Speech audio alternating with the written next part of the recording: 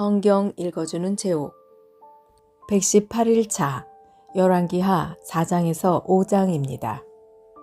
제4장 예언자의 무리에 속한 한 사람의 아내가 엘리사에게 와서 말했습니다. 선생님의 종인 내 남편이 죽었습니다. 선생님도 아시듯이 내 남편은 여호와를 잘 섬기던 사람이었습니다. 그런데 내 남편이 죽자 빚쟁이가 찾아와 내 두 아들을 데려다가 종으로 삼으려 하고 있습니다. 엘리사가 대답했습니다. 내가 어떻게 하는 것이 도움이 되겠소? 당신 집에 무엇이 있는지 알려주시오. 여자가 말했습니다. 가진 것이라고는 기름 한 병이 전부입니다. 엘리사가 말했습니다. 이웃 사람들에게 가서 빈 그릇을 있는 대로 빌려오시오. 그릇을 조금 빌리지 말고 많이 빌리시오. 그리고 당신은 두 아들만 데리고 집에 들어가서 문을 닫으시오. 그런 다음 빌려온 항아리마다 기름을 부어 채워지는 대로 옮겨 놓으시오.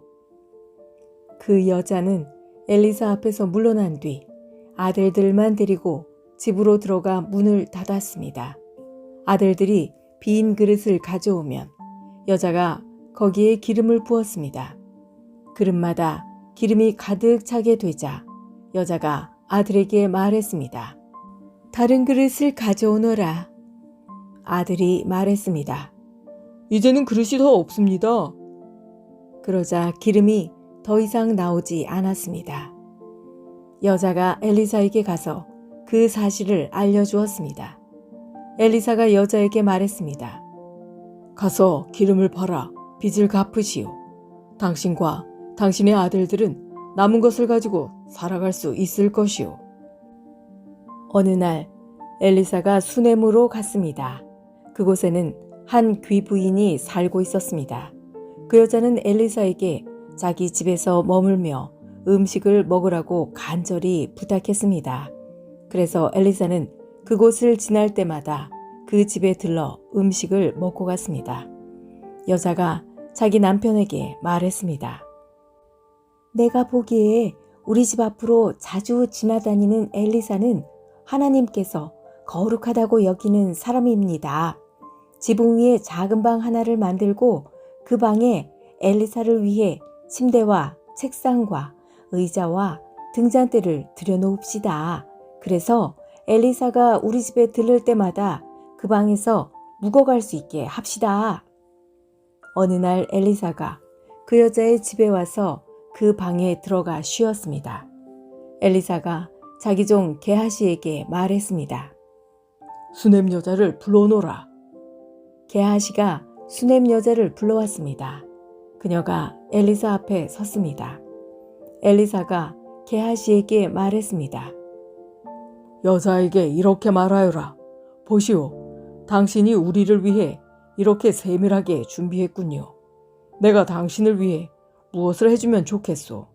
왕이나 군대 사령관에게 부탁할 것이 있으면 말해보시오. 여자가 대답했습니다. 아닙니다. 나는 내 백성과 함께 살고 있으니 별 어려움이 없습니다. 엘리사가 말했습니다. 그렇다면 저 여자를 위해 무엇을 해주면 좋을까? 게하시가 대답했습니다. 저 여자는 아들이 없고 남편은 늙었습니다. 엘리사가 말했습니다. 여자를 불러오너라. 게하시가 다시 여자를 부르자 여자가 문간에 와서 섰습니다. 엘리사가 말했습니다. 내년 이맘때쯤에 당신은 아들을 품에 안고 있을 것이오. 여자가 말했습니다. 아닙니다. 하나님의 사람이시오. 당신의 여종을 속이지 마십시오. 그 여자는 엘리사가 말한 대로 임신하여 그 다음 해에 아들을 낳았습니다. 아이가 자랐습니다. 어느 날 그 아이가 자기 아버지에게 갔습니다. 그의 아버지는 곡식을 거두는 사람들과 함께 있었습니다. 아이가 갑자기 자기 아버지 앞에서 외쳤습니다. 아이고 머리야. 아이고, 내 머리야. 아버지가 종에게 말했습니다. 이 아이를 어머니에게 데려가거라. 종이 그 아이를 그의 어머니에게 데려갔습니다. 아이는 낮 12시까지 어머니 무릎 위에 누워있다가 죽고 말았습니다. 어머니가 아이를 안고 올라가 하나님의 사람이 쓰는 침대에 눕혀놓았습니다. 그리고 문을 닫고 나왔습니다. 여자가 자기 남편을 불러 말했습니다. 종 한 명과 나귀 한 마리를 보내주세요. 빨리 하나님의 사람에게 다녀와야겠어요. 여자의 남편이 말했습니다. 왜 오늘 그에게 가려 하오? 오늘은 초하루도 아니고 안식일도 아니지 않소? 여자가 말했습니다. 걱정하지 말아요. 괜찮을 거예요. 여자가 나귀의 안장을 지우고 종에게 말했습니다. 나귀를 몰아라. 내가 말하기 전에는 늦추지 마라. 그리하여 여자는 갈멜산에 있는 엘리사에게 갔습니다. 엘리사는 멀리서 여자가 오는 모습을 보고 자기 종 게하시에게 말했습니다. 저기를 보아라. 수넴 여자가 오고 있구나. 달려가 여자를 맞이하여라. 그리고 안녕하십니까? 남편도 안녕하시고 아이도 잘 있습니까? 하고 물어보아라. 여자가 대답했습니다. 다들 잘 있습니다. 그러더니 여자가 산에 있는 엘리사에게 와서 그의 발을 붙잡았습니다.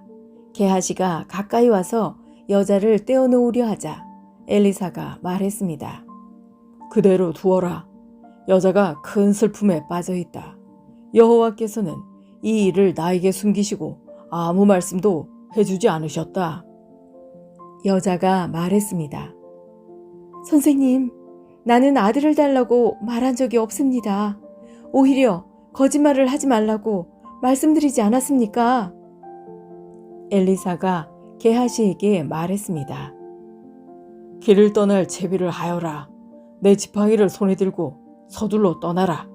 가다가 누구를 만나도 인사하지 마라.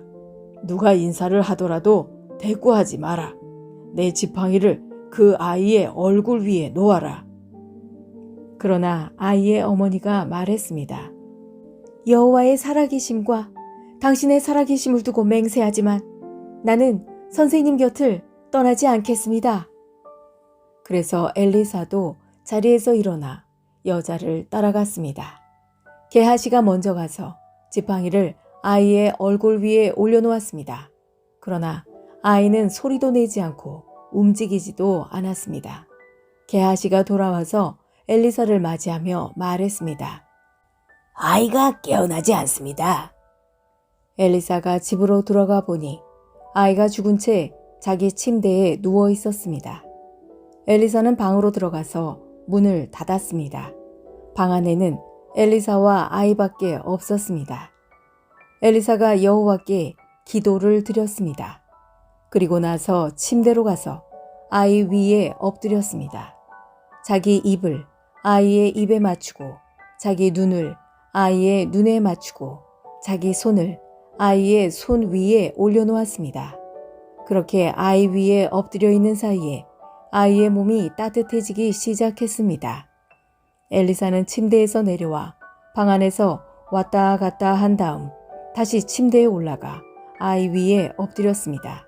그러자 아이가 재채기를 7번 하더니 눈을 떴습니다. 엘리사가 게하시를 불러 말했습니다. 수넴 여자를 불러오너라. 게하시가 수넴 여자를 불렀습니다. 여자가 오자 엘리사가 말했습니다. 아들을 데리고 가시오. 여자가 들어와서 엘리사의 발 앞에 엎드려 절한 다음 아이를 데리고 밖으로 나갔습니다. 엘리사가 길갈로 돌아왔을 때 그 땅에는 가뭄이 들었습니다. 예언자의 무리가 엘리사 앞에 앉아 있었습니다. 엘리사가 자기 종에게 말했습니다. 불 위에 큰 솥을 올려놓고 이 사람들을 위해 국을 끓여라. 그 가운데서 한 사람이 나무를 캐려고 들에 나갔다가 야생 덩굴을 발견했습니다. 그는 그 야생 덩굴에서 박을 따서 자기 옷에 가득 담아왔습니다. 그리고 그것을 국을 끓이고 있는 솥에 썰어 넣었습니다. 그들은 그것이 어떤 열매인지 몰랐습니다. 사람들이 국을 그릇에 담은 뒤 먹기 시작했습니다. 그러던 중에 그들이 소리를 질렀습니다. 하나님의 사람이여, 국에 독이 있습니다. 그들은 더 이상 국을 먹을 수 없었습니다. 엘리사가 사람들에게 밀가루를 가져오라고 말했습니다. 밀가루를 가져오자 엘리사가 그것을 국에다 넣고 말했습니다. 사람들에게 국을 떠주어 먹게 하시오. 그러자 국 안에 있는 독이 없어졌습니다. 어떤 사람이 바알 살리사에서 엘리사에게 왔습니다. 그는 핵곡식으로 만든 보리빵 20개와 핵곡식을 자루에 담아서 엘리사에게 가져왔습니다. 엘리사가 말했습니다. 그것을 사람들에게 주어서 먹게 하여라. 엘리사의 종이 말했습니다. 이렇게 적은 것을 가지고 어떻게 100명에게 먹일 수 있겠습니까? 엘리사가 말했습니다. 그 빵을 사람들에게 주어서 먹게 하여라. 여호와께서 이렇게 말씀하셨다. 그들이 먹고도 남을 것이다.